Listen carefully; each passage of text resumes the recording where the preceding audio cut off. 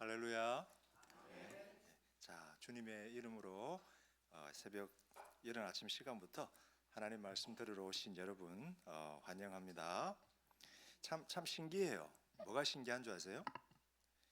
제가 여러분들은 온사랑교회 성도님이신데 저는 오늘이 몇 번째 온사랑교회에 온 것인 걸까요? 대답들이 없으시네. 저는 처음 왔잖아요. 근데 마음이 굉장히 편안해요. 교회잖아요, 교회, 그죠? 하나님이 계시잖아요. 그리고 하나님을 찾는 성도님들이 계시고, 그래서 처음 온 교회지만 내 집 같아요. 마음이 편안하고. 예, 그래서 참 그게 설교를 하러 다니면서 느끼는 제 뭐랄까 그 참 놀라운 감정 같아요. 교회는 왜 이렇게 내 마음을 편안하게 해주는지 모르겠어요. 하나님께서 이 가운데 충만하게 임재하고 계신 줄 믿습니다. 네. 자, 우리 서로 인사 한번 하시도록 하십시다. 옆에 계신 분들하고 하나님 음성 듣고 은혜 받으시기 바랍니다. 예, 구석 쪽에 있는 분들은 항상 인사를 잘 안 하세요. 다시 한번 하나님 음성 듣고 새 힘 얻으시기 바랍니다. 하나님 음성 듣고 새 힘 얻으시기 바랍니다. 예, 감사합니다. 제가 잠깐 기도 한번 하고 우리 말씀 듣도록 하겠습니다. 살아계신 하나님 아버지, 이 시간도 하나님의 음성을 듣고 하나님의 말씀을 듣고 하나님의 생명의 말씀으로 새로워지기를 소원합니다. 하나님, 이 시간 저희 가운데 거하여 주시고 하나님의 영광스러운 말씀으로 영광스러운 은혜로 저희들의 심령을 채워주시기를 원합니다. 우리의 모든 근심과 시련이 떠나가게 하시고 하나님의 평강이 저희를 채우게 하시며 무엇보다도 성령으로 충만하게 채워주셔서 또 1년 또 새 한 해 저희들에게 주신 한 해를 복되게 능력 있게 살아갈 수 있도록 축복하여 주옵소서. 부족한 종은 주님의 십자가 뒤에 감추어 주시고 하나님께서 직접 당신의 자녀들에게 말씀하여 주옵소서. 예수님의 이름으로 기도드렸습니다. 아멘. 자, 새벽에 오면서 운전해서 오면서 유턴을 해서 들어왔어요. 그래서 롯데마트가 있더라고요. 그래서 롯데마트 쪽으로 들어갔어요. 잘못해가지고 들어가다가 이것이 아니네 하고 다시 나와서 왔습니다. 사람이 안 보이더라고요. 길에도 아무도 없고. 그래서 교회 가면 혹시 목사님하고 우리 한창호 목사님하고 부목사님들하고 나하고만 있는 거 아닐까 생각을 했는데 또 언제들 다 이렇게 오셔가지고 이 자리를 채우고 계신 줄 모르겠습니다. 새벽부터 참 부지런하게 오신 여러분들 주님의 이름으로 환영합니다. 살다 보면은 고난이 있고 위기가 옵니다. 개인에게도 마찬가지고 때로는 교회에게도 그렇고 국가에게도 그렇습니다. 그래서 여러분들이 기억하고 싶지 않겠지만 우리가 코로나 때문에 그죠? 한 3년 정도 힘든 시간을 보내었습니다. 작년 연말에 독감이 찾아와가지고 한 2주 정도 고생을 했는데 그냥 독감이 아닌 것 같아요. 제가 독감 한 하루 이틀이면 그냥 회복이 되는데 한 2주를 고생을 했거든요. 이제 독감이 그냥 독감이 아니고 코로나랑 섞여가지고 이제 이게 변종이 돼버린 것 같아요. 그러니까 증상이 콧물, 목, 다 오는데 이제 코로나가 우리의 삶의 일부분이 돼버린 것 같아요. 그런데 참 재밌는 거는 고난과 위기가 다가와도 그 속에서 또 인생의 어떤 그런 복들을 축복들을 경험하는 사람들이 존재한다라는 것을 제가 좀 보게 됐습니다. 그래서 우리 코로나 시기에 모든 사람들이 힘들었잖아요. 근데 인생이 대박난 사람들이 있어요. 다 힘들었는데 인생이 대박난 사람들이 있단 말이에요. 코로나 시기에. 누굴까요? 예? 마스크맨. 마스크 파신 분들 대박 나셨어요. 오늘도 마스크 한 10분 끼고 계신데 굉장히 건강에 대해서 신경을 많이 쓰시는 분들이 있어요. 트로트 가수들이에요.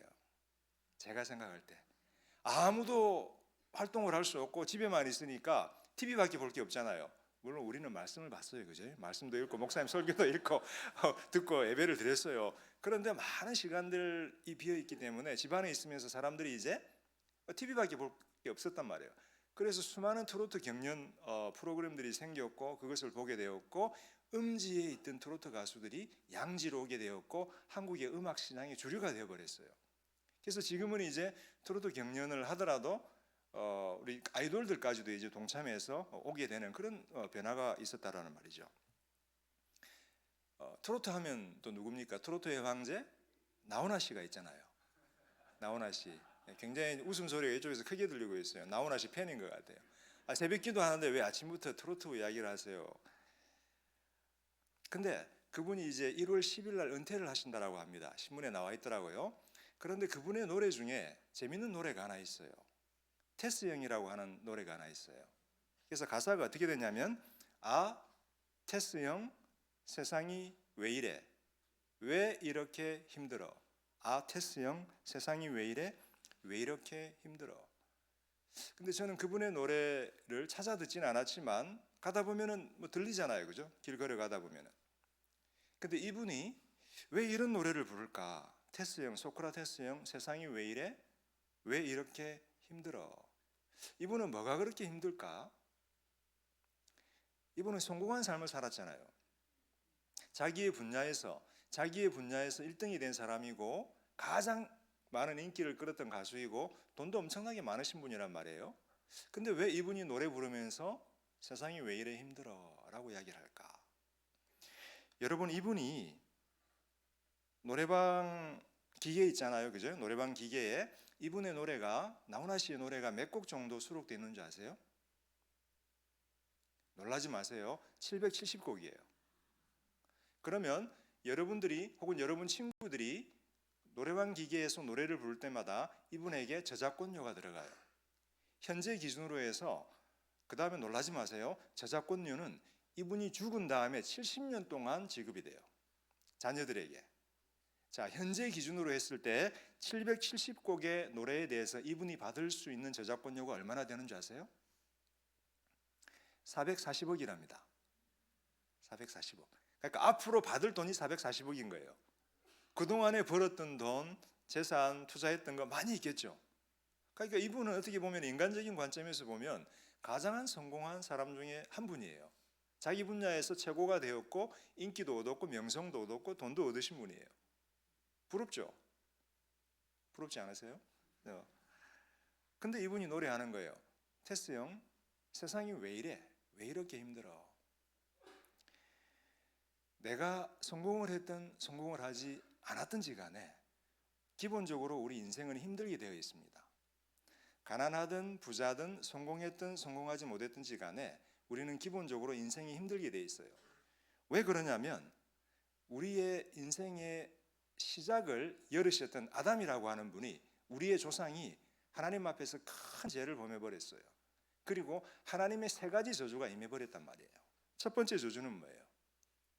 너는 흙으로 돌아왔으니 흙으로 돌아갈 것이다 라는 거예요. 노화와 죽음이에요. 노화와 죽음. 우리 가운데 늙지 않을 사람이 없고 죽지 않을 사람이 없어요. 여러분들이 이 자리에 앉아 있는 순간 우리는 계속, 우리가 이 자리에 앉아 있는 순간, 우리가 호흡하는 순간 계속해서 우리의 겉사람은 죽어가는 거예요. 어느 순간 아플 것이고요, 어느 순간 죽을 거예요. 두 번째, 하나님께서 땅을 저주를 해버리셨어요. 그래서 에덴 동산에서 과일과 열매가 자유롭게 무한정 공짜로 아담에게 주어졌었는데 이제 땅이 저주를 받아버렸기 때문에 가시와 엉겅퀴를 내게 되었어요. 그 말은 무슨 말이냐면 저와 여러분은 수고해서 노력해야만 밥을 먹고 살 수가 있다라는 거예요. 그래서 여러분들 아까 목사님하고도 잠깐 이야기했지만 여기 근처 좋은 회사들 다니시는 분들 많으시더라고요. 근데 새벽기도 끝나고 나면, 찬양하고 나면, 밥 먹고 나서 여러분 또 직장 가셔야 되는 거예요. 좀 쉬고 싶은데, 그죠? 계속 일해야 되는 거예요. 세 번째, 관계의 단절이 와버렸어요. 아담과 이브는 하나님께서 아담이 잠자는 동안 갈비뼈를 하나 빼서 그걸로 이브를 만들었어요. 그래서 이브를 보면서, 하와를 보면서 아담이 뭐라고 했는지 아세요? 하와가 걸어 나오니까 아담이 하와를 보면서 내 뼈 중에 뼈고 살 중에 살이라는 거예요. 너무 좋다라는 거예요. 너무 좋다라는 거예요. 그랬던 아담과 하와가 서로 손가락질하기 시작했어요. 하나님이 아담에게 물었어요. 너 왜 먹었어? 하나님이 제게 주신 저 여자가 주어서 먹었어요. 이브한테 물었어요. 왜 먹었어? 뱀이 그랬어요. 아담과 이브의 관계가 깨어져 버린 거예요. 그래서 노화와 죽음, 그 다음에 노동의 수고, 관계의 단절의 문제, 이 3가지의 저주가 우리 인간의 삶의 시작부터 하나님으로부터 온 죄에 대한 저주로 주어져 버린 거예요. 그래서 목사로서 사람들을, 성도들을 이렇게 보다 보면 모든 면에서 행복한 분이 존재하지 않아요. 어떤 분은 물질적으로 풍요해요. 그런 분은 또 건강에 문제가 있기도 하고, 어떤 분은 건강하세요. 관계에 문제가 있기도 하고, 집안마다 문제 없는 집안이 없고, 기도 제목 하나씩 없는 집안이 없어요. 어떻게 보면 저는 여러분들을 잘 몰라요. 그죠? 아무도 몰라요. 그러나 여러분들이 새벽 기도에 와서 기도하고 하나님께 부르짖는다라고 하는 것은 어떻게 보면 여러분 가정에, 여러분 삶에 기도해야 할 제목이 있다라는 거예요. 무언가 하나씩은 다 어려움들이 있다라고 하는 거예요. 나만 그런 게 아니라 내 옆에 사람도 그렇고 내 앞에 사람도 그렇고 저도 그렇고 우리는 다 인간이기 때문에 이런 어려움들을 가지고 있다라는 거예요. 예, 권사님 빨리 오셔요. 앉으세요. 앞자리, 제일 앞자리. 예, 저는 이렇게 당당하신 권사님들이 제일 좋아요. 오늘 저희가 읽은 에베소서 본문은 바울이 옥중에서 쓴 편지라고 해요. 그래서 옥중서신이라고 합니다. 아이러니하게도 감옥에 있는 바울이 감옥 바깥에 있는 우리를 위해서 편지를 써줘요. 그런데 그분은 감옥에 갇혀 있었지만 하나님의 은혜를 경험한 사람이었기 때문에 하늘의 축복을 맛보고 자유한 자였어요. 그러나 정작 감옥 바깥에 있는 우리는 여러 가지 인생의 문제들로 인해서 감옥에 갇혀 있는 것처럼 자유롭지 못할 수가 있어요. 그런데 하나님께서 우리를 구원해 주셨잖아요. 그죠? 성도 삼아 주셨고 하나님 자녀 삼아 주셨단 말이에요. 힘든 인생 걸어가면서 이 세 가지 저주 때문에, 먹고 사는 문제, 관계의 문제, 건강의 문제 때문에, 죽음의 문제 때문에 우리가 계속 고통받도록 내버려 두지 않으시겠죠. 그래서 하나님께서는 비록 완전한 축복은 미래에 우리가 하나님 나라 갈 때에 주어지겠지만 그 기간 동안에 축복된 삶을 살 수 있도록 하나님께서 어느 정도 부분적으로 축복을 우리들에게 해 주셨다라는 거예요. 그래서 오늘 말씀에 보게 되면 성삼위 하나님, 성부, 성자, 성령께서 우리를 위해서 해 주시는 축복들이 담겨 있는데 이 시간에 여러분하고 제가 하나씩 한번 살펴보려고 해요. 목사님께서 부탁을 하셨어요. 우리 한창호 목사님께서 부탁을 하셨는데 새벽기도 부흥이 오셔서 설교를 해달라고 그래서 저는 보통 새벽기도는 기도를 많이 하셔야 되기 때문에 한 15분만 하면 되나 보다 생각을 했어요. 근데 목사님께서 한 40분 충분히 설교를 해주세요 그러시는 거예요. 보통 교회 초빙돼서 가면은 30분 설교해 주세요 그러거든요. 근데 40분 설교해 주세요 한다라는 것은 목사님께서 말씀을 굉장히 강조하신다라는 거예요. 은혜 받기를 원하신다라는 거예요. 그래서 제가 시계를 딱 봤는데 제가 12분에 시작을 했기 때문에 52분에 끝내야 돼요. 그죠? 예, 52분에 끝내야 돼요. 자, 첫 번째, 저와 여러분은 성삼위 하나님의 엄청난 축복 아래 놓여 있어요. 자, 16절, 3장 16절 우리가 다 같이 한번 같이 읽어보도록 하겠습니다. 그의 영광의 풍성함을 따라 그의 성령으로 말미암아 너희 속 사람을 능력으로 강건하게 하옵시며.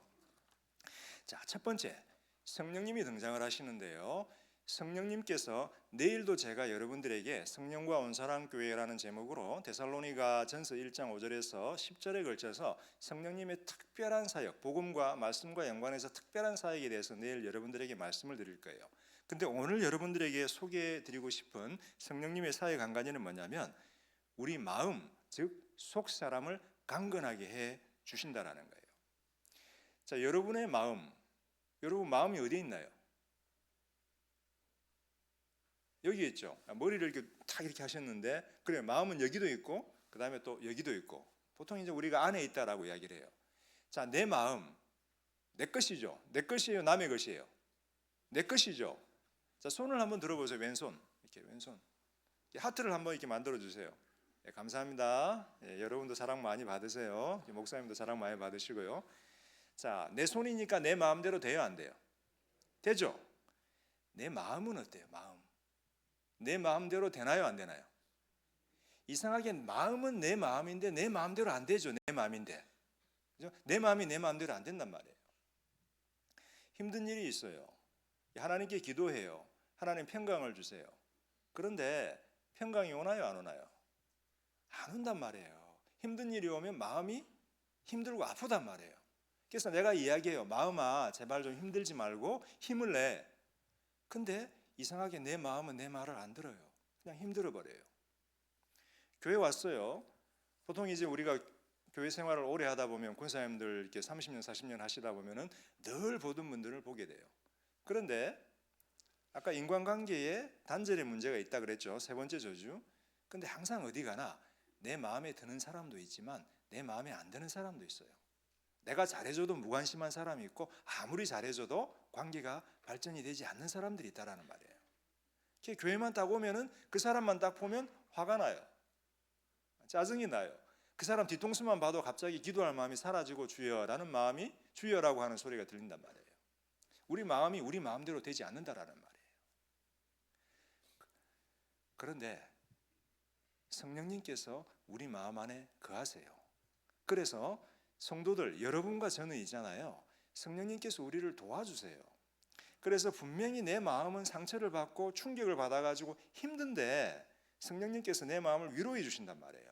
그리고 내 마음을 강하게 해주신단 말이에요. 그리고 지쳐있는데 내 마음속에 하나님의 지혜를 주셔가지고 뚫고 나갈 수 있는 은혜를 허락해 주신단 말이에요. 힘들어요. 저 사람 보면 참 이렇게 시험에 들고 저 사람 보면 참 마음이 안 좋아요. 저도 뭐 교수이기 때문에 교수 생활은 편할 거야 라고 생각을 하실 텐데요. 저도 저희 이제 신학과에 교수가 10명이 있어요. 다 목사님들이에요.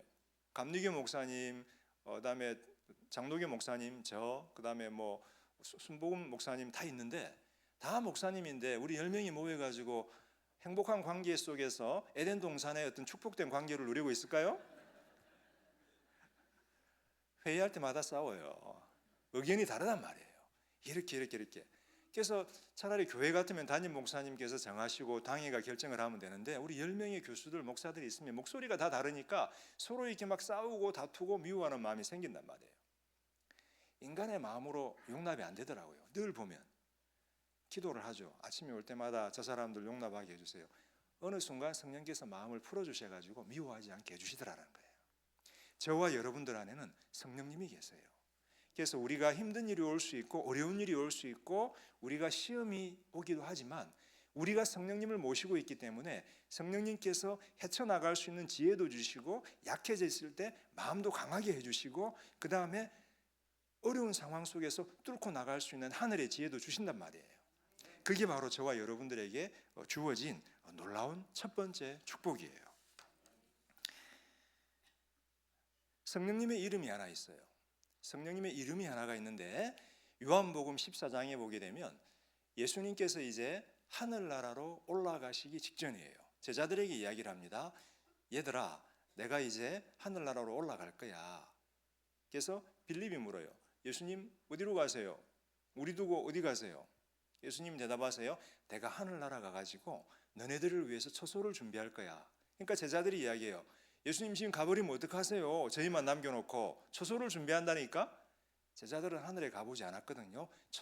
하늘의 처소에 대한 기대가 별로 없어요. 당장 이 땅에서 살아가는 삶에 대한 걱정이 앞서는 거예요. 예수님 가면 어떻게 해요? 예수님께서 말씀하세요. 내가 가는 게 너네들에게 좋아. 왜냐하면 너네들에게 내가 한 분을 보낼 거야. 그분의 이름은 보혜사, 파라클레토스, 파라클레토스예요. 그래서 보혜사라고 하는 이름의 뜻은 뭐냐면 헬라어로 파라클레토스인데 파라클레토스는 변호사에게 쓰여지던 호칭이에요. 여러분 변호사랑 친해지고 싶으세요? 안 친해지고 싶으세요? 친해지고 싶어요. 근데 변호사랑 친해지면 여러분의 삶에 법정적인 문제가 많다라는 거예요. 요즘 법적인 문제가 많으신 분이 계시잖아요. 그죠? 날마다 뉴스 들을 때마다 굉장히 전 국민의 스트레스를 지금 우리가 지금 받고 있는데 변호사랑 친해지면 안 좋아요. 법정 가면은 스트레스 받아요. 그런데 때로는 전문가가 필요할 때가 있어요. 그래서 변호사는 나와 함께 있으면서 나와 동행하면서 나에게 전문적인 도움을 주면서 나를 지켜주는 분이란 말이에요. 그런데 그 변호사라고 하는 단어 파라클레토스가 성령님의 이름이라는 말이에요. 여러 이름 중에 하나란 말이에요. 무슨 말이에요? 성령님이 변호사처럼 내 옆에서 항상 나와 함께 동행해 주신다라는 거예요. 내가 갈 때 나와 같이 가주시고 내가 무언가 지식이 필요할 때 지혜가 필요할 때 나에게 지혜와 지식을 주시고 또 법정에서 혹은 어디에선가 논쟁이 벌어졌을 때, 싸움이 벌어졌을 때 내가 직접 싸우지 않고 성령님께서 나를 위해서 싸워 주신다라는 거예요.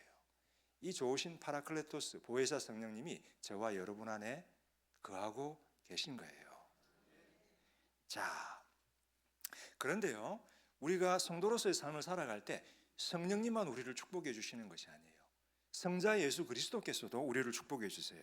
자, 17절. 자, 같이 한번 읽어볼까요? 시작. 믿음으로 말미암아 그리스도께서 너희 마음에 계시게 하시었고 너희가 사랑 가운데서 뿌리가 박히고 터가 굳어져서. 아멘. 저와 여러분이 예수님을 믿는 순간 예수님께서는 저와 여러분의 마음 안에 내주하시기 시작하세요. 그래서 여러분들이 저를 볼 때 예수님이 보이시죠? 아멘 소리가 별로 안 나옵니다. 목사님을 보면은 예수님이 보이시나요? 예, 아멘 소리가 한 3배 정도 커졌습니다. 예, 저와 여러분 안에는 예수님께서 거하고 계세요. 예수님은 이 땅에 오실 때 한 가지 목적을 가지고 오셨어요. 사람의 인생의 목적이 있는데 이분의 인생의 목적은 뭐냐면 십자가에서 달려 죽으시겠다라는 거예요. 누구를 위해서? 나를 위해서, 여러분들을 위해서. 그래서 예수님의 존재는 저희들에게 사랑이에요. 무한대의 사랑. 그래서 17절을 보게 되면 예수 그리스도께서 우리 마음 안에 거하실 때 우리가 사랑 가운데 뿌리가 박히고 터가 굳어진다라고 하는 거예요. 예수님의 사랑 안에 뿌리가 박히고 터가 굳어진다라고 하는 거예요. 그런데 예수님의 사랑은 동전과 같아요. 여러분 동전을 보면은 면이 몇 개가 있어요? 2개가 있죠. 앞면에는 학이 있고 뒷면에는 500원이 적혀 있어요. 500원짜리 동전, 그죠? 학인가, 뻐꾸기인가, 새가 하나 있어요, 그죠? 그래서 사랑도 마찬가지예요. 앞면에는 예수님의 사랑인데 뒷면에 보면 하나님의 사랑이에요. 예수님의 사랑, 예수님께서 저와 여러분을 위해서 이 땅에 오셔서 십자가에 달려 죽으셨단 말이에요. 그런데 그 사랑 뒷면에 보게 되면 예수님을 이 땅에 보내어 주신 예수님의 아버지 하나님의 사랑이 있다라는 말이에요. 그래서 예수님의 사랑을 우리가 접할 때 예수님의 사랑만 접하는 게 아니라 하나님의 사랑을 같이 접하게 되는 거예요. 저는 아들이 하나 있어요. 그런데 누군가가 저에게 네 아들을 희생해서 네 아들을 우리를 위해서 희생해 줄래? 라고 하면 저는 못해요.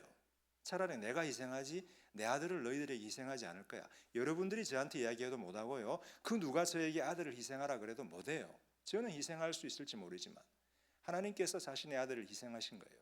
근데 아들이 만약에 불순종하는 아들이었다면 하나님께서 예수님한테 저 땅으로 내려가서 내 자녀들 우리 성도들을 위해서 네가 죽어야겠어 라고 했을 때 예수님이 불순종하는 아들이었다면 거부할 수도 있었을 거예요. 그런데 예수님은 순종하셨어요. 왜 순종하셨을까요? 저와 여러분을 사랑하셨기 때문이에요. 자신의 목숨을 내어 주신 거예요. 그 예수님이 저와 여러분 안에 지금 거하고 계세요. 얼마나 좋아요. 얼마나 좋아요. 그렇죠? 예수님의 십자가가 벽에 딱 보니까 십자가가 하나 딱 보여요. 저기에. 그래서 제가 굉장히 마음이 좋아요. 저는 예수님의 십자가를 볼 때마다 너무너무 좋아요. 왜냐하면 저기서 우리 주님의 보혈의 공로가 흘러나오거든요. 그래서 저와 여러분의 모든 죄가 씻긴단 말이에요. 그리고 십자가에서 하나님의 영광의 빛이 주님의 얼굴에 머물고 있는 하나님의 영광의 빛이 비친단 말이에요. 저 영광의 빛이 비치면 저와 여러분의 마음 안에 있는 모든 영적인 어두움들이 사라지게 되고요. 마귀와 사탄과 모든 악령들이 악한 세력들이 저 보혈을 보고 십자가를 보면 우리를 건들지를 못한다라는 말이에요. 저와 여러분의 이마에 예수님의 피로 인침을 받았고요. 저와 여러분의 가정의 문설주에 유월절 어린 양의 보혈, 예수님의 보혈이 쫙 그어져 있단 말이에요. 마귀가 가까이 오지를 못하는 거예요. 여러분, 얼마나 우리가 축복받은 존재들인지 몰라요. 자, 성자, 그다음에 성령이었죠. 두 분만으로 끝나는 게 아니에요. 저와 여러분들에게 주어진 축복은 하나님의 축복이 하나가 더 남아 있어요. 자, 18절 여러분 한번 우리 같이 한번 보도록 합시다. 18절 그다음에 19절. 자, 시작. 능히 모든 성도와 함께 지식에 넘치는 그리스도의 사랑을 알고 그 너비와 길이와 높이와 깊이가 어떠함을 깨달아 하나님의 모든 충만하신 것으로 너희에게 충만하게 하시기를 구하노라. 아멘. 아멘. 제가 아들이 하나 있다 그랬잖아요. 속을 썩이는 건 아니고 자식이라고 하는 게 그렇잖아요. 기쁨의 대상인 동시에 항상 걱정의 대상이에요. 코로나 3년 동안에 아이가 이제 미국에 있는데 제가 유학할 때 태어나가지고 이중 시민권자예요. 미국 시민권도 있고 한국 시민권도 있고. 그래서 코로나 기간 동안에 이제 미국에서 공부를 하고 있었는데 데려오는 시기를 놓쳐버렸어요. 그래서 3년 동안 미국에서 혼자 있었어요. 얼마나 외롭고 힘들었는지. 그러니까 저는 이제 애가 다 컸다 생각을 한 거예요. 20대 중반이니까 미국에서는 대학 가면은 그냥 독립하거든요. 다 컸다고 생각을 했는데 그러지가 않은 거예요. 나름대로 힘든 인생을 보낸 거예요. 작년 1월 달이 됐어요. 이제 안정이 됐으니까 한국에 들어와라 해서 들어왔어요. 1월 달에 비행기표 비싸더라고요. 240만 원이 들었어요. 비행기표. 왔는데 뭐가 먹고 싶대요. 그래서 날마다 소고기를 사줬어요. 소고기, 백숙, 먹고 싶은 거 다 먹어라. 안경도 삐뚤어져 있더라고요. 그래서 안경도 제일 좋은 거 하나 사줬어요. 선글라스 되는 기능 있는 안경도 하고 싶대요. 그래갖고 선글라스 되는 안경 제일 비싼 거 55만 원짜리 사줬어요. 옷도 사줬어요. 제가 아까웠을까요? 안 아까웠을까요? 희한하게 남을 위해서 카드를 그렇게 쓴다면 힘들었을 거예요. 근데 아들을 위해서 쓰니까 아깝지가 않더라고요. 아들이 간 다음에 신용카드 빌이 날라왔어요. 제 월급의 2배를 제가 썼더라고요. 태어나서 처음으로 제가 제 월급의 2배만큼 신용카드를 썼는데 근데 감사하다라는 생각이 들었어요. 아들을 위해서 내가 해줄 수 있어서 감사하다. 그래서 아들이랑 저랑 예배를 드리러 갔어요. 앞자리에 앉아서 주일 예배를 딱 드리는데 제가 하나님께 기도하는 순간에 감사의 마음이 들었어요.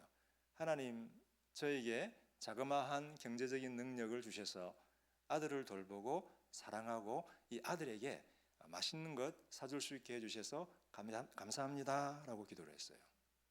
그 순간 하나님의 음성이 들렸어요. 뭐라고 하셨냐면 네가 네 아들에게 해주고 싶은 그 마음을 내가 너를 향하여 가지고 있다 그렇게 말씀하셨어요. 너 아들의 인생이 행복해지기 위해서 너의 모든 것을 쏟고 싶지? 나도 네 인생이 행복해지기 위해서 나의 모든 것을 쏟고 싶다라고 하나님이 말씀하셨어요. 제 마음속에서 하나님께서 그런 분이시구나. 내가 내 아들에게 아버지이듯이 하나님이 나에게 아버지시고 내가 내 아들에게 신용카드를 써가면서 맛있는 걸 싸주고 싶듯이 하나님께서도 자신의 모든 귀한 것으로 나를 축복해 주시기를 원하시는구나. 내가 내 아들이 인생에서 성공하고 행복한 아이가 되기를 원하듯이 하나님께서도 내가 내 인생에서 성공하고 행복한 자녀가 되기를 원하시는구나. 이게 바로 저와 여러분을 향한 하나님의 마음이라는 거예요. 그래서 오늘 본문에 보게 되면 바울이 하나님의 사랑을, 예수님의 사랑을 뭐라고 이야기하냐면 지식을 뛰어넘는 사랑이라고 이야기를 해요. 지식을 뛰어넘는 사랑. 그런데 여기에 들어가는 헬라어 단어는 휘페르발론이라는 단어인데요. 지식을 뛰어넘는다라고 하는 단어는 좋은 번역이 아니에요. 뛰어넘는다라는 건 뭐예요, 여러분? 장대가 이렇게 있으면 뛰어넘는 건 살짝 넘는 게 뛰어넘는 거죠. 그러면 지식을 뛰어넘는 사랑이니까 하나님의 사랑은 우리가 생각할 수 있는 것보다 살짝 뛰어넘는 사랑이다. 이렇게 되는 거죠. 근데 그게 아니에요. 휘페르발론이라는 단어의 뜻은 지식을 초월해버린다라는 거예요. 나의 지식은 이건데 하나님이 이 정도 나를 사랑하실 거야 라는 건데 하나님의 사랑은 살짝 뛰어넘는 것이 아니라 나의 지식을, 인식을 뛰어넘어 버리는 사랑이라는 거예요. 저와 여러분은 하나님의 사랑을 느끼지만 하나님이 저와 여러분을 향해서 가지고 있는 그 사랑을 우리가 다 이해할 수가 없어요, 지금은. 왜? 우리의 지식을 초월해 버리는 사랑이기 때문에. 나중에 우리가 하나님 나라에 가서 하나님하고 함께 앉아가지고 우리의 삶을 다시 한번 리플레이, 동영상처럼 다시 한번 쫙 돌아볼 때 하나님께서 우리를 향하여 가지고 계시는 그 지식을 초월해 버리는 그 사랑의 본질에 대해서 저와 여러분이 깨달을 거예요. 그때 저와 여러분은 하나님께 무한한 감사와 영광의 찬송을 올려드릴 거예요, 하늘에서. 자, 그런데요, 여기 보면 18절에 보게 되면 하나님의 사랑, 그리스도의 사랑을 깨닫는데 바울이 재미있는 단어를 사용해요. 그 사랑의 넓이, 길이, 높이, 깊이를 측량해 보라 그랬죠. 넓이, 높이, 깊이, 길이를 측량해 보라 그러죠. 뭔가 재밌는 일이 발생하고 있어요. 저는 2016년도에 한국에 들어왔어요. 유학 생활을 끝내고 유학 생활을 하고 이제 하나님께서 한국 교회를 좀 돌보라라는 마음을 주셔가지고 한국으로 들어왔는데 딱 와서 느낀 게 첫 번째가 뭐냐면 한국은 참 아파트가 많다. 근데 나는 아파트가 없다. 무주택자다. 그랬더니 주위의 교수님들이 하는 말이 다 이 교수님은 와서 첫 번째 해야 되는 것이 집을 하나 마련해야 되는 거예요. 근데 너무 비싸요. 너무 비싸요. 하나님 말씀 공부하느라고 제가 돈을 못 모았거든요. 너무 비싸요.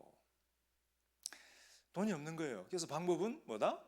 청약을 하는 거예요. 제가 나무를 좋아해요. 그래가지고 저기에 조금 지방에 산이 있는 곳에 분양을 하더라고요. 그래서 제가 분양을 하나 받았어요. 별로 안 놀라시네요. 뭐 수원 사시고 그러니까 뭐 그 정도야 뭐 이렇게 지방 뭐 이렇게 수원에 비비려고 저한테 큰 거였어요. 3년 전에 분양을 받아서 이제 2월 5일 날 입주를 하게 되는데 3년이 금방 지나가더라고요. 그 옆에 이 마트라고 하는 마트가 있었어요. 그래서 이제 장 보러 갈 때마다 3층에다 주차하고 털을 한 번씩 쓱 보고 이렇게 하는 거예요. 산에 하는데. 그래서 시작할 때 보니까 하얀 모자를 쓰신 아저씨들이 나와가지고 뭔가를 세워놓고 막 재더라고요. 그리고 무전기로 이야기를 하더라고요. 저기 있는 아저씨, 여기 있는 아저씨, 여기 아저씨 무전기로 이야기하면서 막 뭔가를 재고 막 하더라고요. 아저씨들이 뭘 하고 있었을까요? 측량을 하는 거예요.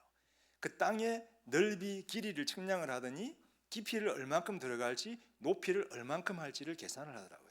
그러면서 하나씩 건물이 들어서는 거예요. 자, 지금 바울은 우리에게 이렇게 이야기를 해요. 예수 그리스도의 사랑의 넓이와 깊이와 높이를 측량해 보라. 예수님께서 지금 우리 안에서 무슨 일을 벌이고 계시는 걸까요? 무언가 건물을 지어가고 계신 거예요. 건물을 지어가고 계신 거예요. 그런데 아까 19절에 보게 되면은 하나님의 모든 충만하신 것으로 너희에게 어떻게 해주시기를 원하신다? 충만하게 채워주시기를 원하신다라는 거예요. 자, 출애굽기에 보게 되면 모세가 출애굽할 때 하나님께서 하늘의 성전을 보여주세요. 그리고 그 성전의 모양을 따라서 장막을 만들라고 해요. 장막을 다 만들었어요. 그 다음에 어떤 일이 발생했을까요? 그 장막 속으로 하나님의 영광이 채웠어요. 시간이 지나갔어요. 이제 다윗이 하나님을 위해서 성전을 짓기로 결정을 했어요. 그런데 하나님께서는 다윗에게 너 성전 지으면 안 돼 라고 이야기했어요. 왜? 너는 장수이기 때문에 피를 너무 많이 흘렸어. 네 손으로 하지 말고 네 아들의 손으로 해야 돼. 솔로몬이 성전을 지었어요. 그 다음에 그 성전에 완성되고 하나님께 성전을 바치는 날 어떤 일이 발생했을까요? 성전에 하나님의 영광이 충만하게 채우신 거예요. 영광이라고 하는 건요, 하나님의 신성이 우리의 눈에 비추어지는 거예요. 하나님의 신성이 너무 강력하기 때문에 저와 여러분이 하나님을 보게 되면 하나님의 얼굴에서 영광의 빛이 쫙 비쳐버리는 거예요. 주 예수님의 얼굴에도 영광의 빛이 비추고요, 그 주 예수님의 영광이 지금 우리 안을 비추고 있는 거예요. 그래서 어느 순간 저와 여러분의 얼굴에서도 하나님의 영광이 쫙 비치게 될 거예요. 마귀가 와가지고 우리를 보면은 저와 여러분은 우리 얼굴 보면 어때요? 아유, 좀 피곤하시구나, 좀 졸리우시구나, 힘드시구나, 은혜 받으셨구나, 얼굴에 다 보이거든요. 이게 마귀가 우리를 보게 되면 주 예수님의 영광이 쫙 비치는 게 보이게 되는 거예요. 그런데 여기서 바울은 충만함이라고 하는 단어를 쓰거든요. 충만함이라고 하는 것은 하나님의 신성의 충만함이에요. 하나님의 신성이 너무 강력하기 때문에 하나님이 이 자리에 딱 임재하시면 하나님의 그 신성, 존재가 이 자리를 꽉 채워버리기 때문에 충만해져 버린다는 거예요.